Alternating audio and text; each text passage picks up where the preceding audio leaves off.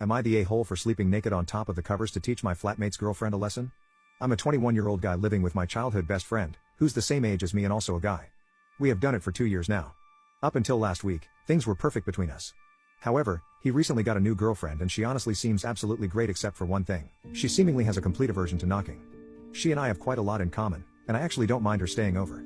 However, it bugs the hell out of me when she just barges into my room without knocking first.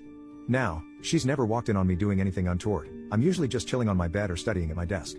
However, on at least 7 separate occasions, she's done it first thing in the morning to ask if I want coffee. I sleep naked. Every time prior to the last one, I've been under the covers and she hasn't seen anything. I always point out that she could have seen me and she should knock. She just giggles and says but I didn't. When she stayed over last week, in order to make my point, I intentionally slept on top of the covers. Sure enough, she barges in at 7 a.m., begins to ask if I want coffee and sees my you-know-what. She immediately backed out of the room and didn't speak to me for the rest of the day.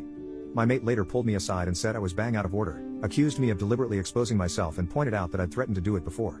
I didn't, I literally just said okay, but what if I had no covers and you saw everything? They're now framing this to others that I'm some sick creep who intentionally got naked and lay in wait for her because that's how I get my rocks off, and I'm kinda seeing how it came off that way.